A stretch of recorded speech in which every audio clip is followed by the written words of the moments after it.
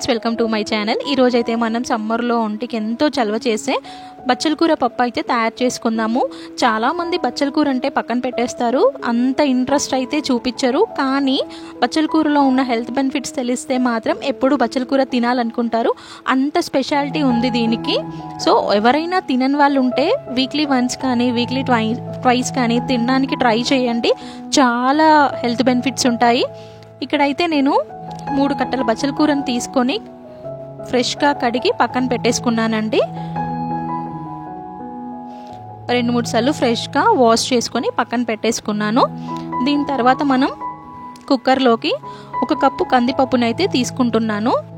Just 2 స్పూన్ల పెసరపప్పును కూడా add చేసినాను. ఇలా పెసరపప్పు వేయడం వల్ల పప్పు అనేది చిక్కగా వస్తుంది, టేస్ట్ కూడా బాగుంటుంది. సో 2-3 సార్లు ఫ్రెష్గా కడిగి 1 కప్పుకి 2 కప్పుల వాటర్ అయితే యాడ్ చేయాలి. దాంట్లో కొంచెం పసుపు, 2-3 డ్రాప్స్ అయితే నేను ఇక్కడ ఆయిల్ వేసినాను, వాటర్ అనేది బయటికి రాకుండా. సో ఇలా వేసి ఒక 20 మినిట్స్ కానీ హాఫ్ అన్ అవర్ కానీ నానబెట్టేసుకోవాలి. డైరెక్ట్గా కూడా చేసుకోవచ్చు, ఇక్కడైతే నేను నానబెట్టుకుంటున్నాను. నెక్స్ట్ నిమ్మకాయ సైజ్ అంత చింతపండును కూడా 2-3 సార్లు ఫ్రెష్గా కడిగి నానబెట్టేసుకోవాలి. సో ఇప్పుడు మనం పప్పు అయితే స్టవ్ మీద పెట్టి ఉడకపెట్టేసుకుందాము. ఒక 3 విజిల్స్ అయితే నేను తీసానండి.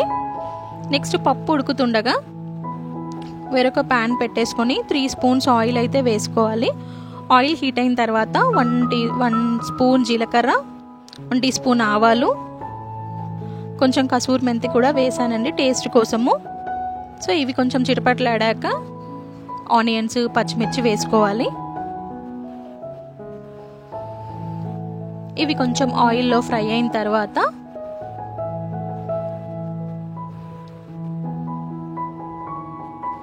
కరివేపాకును వేసుకుంటున్నాను.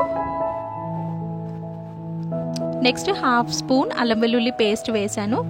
అల్లం వెల్లుల్లి పేస్ట్ పచ్చివాసన పోయే వరకు ఆయిల్లో అయితే ఫ్రై చేసుకోవాలి మీడియం ఫ్లేమ్లో. సో ఇలా ఫ్రై అయిన తర్వాత 1/2 టీ స్పూన్ పసుపు అయితే వేసుకోవాలి. సో ఇవన్నీ ఫ్రై అయిన తర్వాత నేను ఇక్కడ 1 టమాటో అయితే వేస్తున్నానండి. మీరు కావాలంటే కొంచెం ఎక్కువ కూడా వేసుకోవచ్చు, మనం చింతపండు కూడా వేస్తాం కాబట్టి నేను ఇక్కడ 1 టమాటో తీసుకున్నాను. ఇష్టం లేని వాళ్ళు టమాటో కూడా స్కిప్ చేసుకోవచ్చు. సో టమాటో కొంచెం మగ్గిన తర్వాత 1 స్పూన్ సాల్ట్, 1/2 స్పూన్ కారం అయితే వేసినాను. ఇక్కడ నేను పచ్చిమిర్చి ఒక 6 to 8 తీసుకున్నానండి, అందుకని 1/2 స్పూన్ వేసాను. కొంచెం కారం ఎక్కువ తినే వాళ్ళైతే 1/2 స్పూన్ కారం కూడా వేసుకోవచ్చు, 1 స్పూన్ కూడా వేసుకోవచ్చు. సో ఇవన్నీ కొంచెం మగ్గిన తర్వాత నేను ఇక్కడ బచ్చల కూరను అయితే వేస్తున్నాను. సో బచ్చల కూరను వేసిన తర్వాత ఒకసారి ఇలా కలుపుకోవాలి. కలుపుకొని పక్కన పెట్టుకోవాలి. సో ఇప్పుడైతే మనం పప్పు ఓపెన్ చేసి చూస్తే పప్పు ఉడికిపోయిందండి. ఇందులోకి మనం నానబెట్టున్న చింతపండు రసం అయితే తీసుకొని పప్పులోకి యాడ్ చేసుకోవాలి.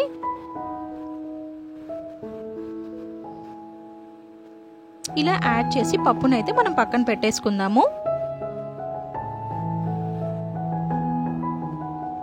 సో మనకి ఇక్కడ బచ్చల కూర చూసినట్లయితే మొత్తం కర్రీ అనేది కొంచెం సాఫ్ట్ అయిపోయి ఉడికిపోతుంది. ఇందులోకైతే ఇప్పుడు మనం పక్కన పెట్టేసుకున్న పప్పునైతే యాడ్ చేసుకుందాము. సో ఇలా యాడ్ చేసుకున్న పప్పుని మొత్తం బచ్చల కూర పప్పు కలిసేటట్టు ఒక్కసారి అయితే ఇలా కలుపుకోవాలి. కొన్ని నేను ఇక్కడ వాటర్ అయితే యాడ్ చేస్తున్నాను. సో మూత పెట్టేసుకొని మనం 10 నిమిషాల తర్వాత చూసినట్లయితే పప్పు అనేది ఇలా ఉడికిపోతుంది. సో బచ్చల కూర పప్పు అనేది పూరీలోకి, చపాతీలోకి, అన్నంలోకి దేంట్లోకైనా పర్ఫెక్ట్గా సెట్ అవుతుందండి. సో తినని వాళ్ళు ఉంటే డెఫినెట్గా తినడానికి ట్రై చేయండి. చాలా దీంట్లో విటమిన్స్, మినరల్స్ చాలా ఉంటాయి. బ్లడ్ తక్కువ ఉన్న వాళ్ళు కూడా వీక్లీ వన్స్ కానీ ట్వైస్ కానీ తింటే మనకు బ్లడ్ అనేది బాగా వస్తుంది. సో అంతే, కర్రీ రెడీ అయిపోయిన తర్వాత మనం కొత్తిమీరతో ఇలా గార్నిష్ చేసుకుంటే మనకు ఎంతో హెల్త్ బెనిఫిట్స్ ఉన్న బచ్చల కూర పప్పు అయితే రెడీ అయిపోయిందండి.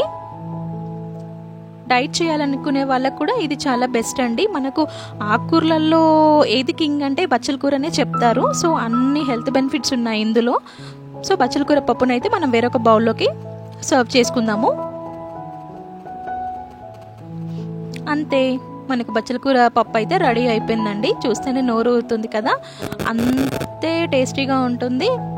సో వీడియో నచ్చితే లైక్ చేయండి, సబ్స్క్రైబ్ చేసుకోండి ఫ్రెండ్స్.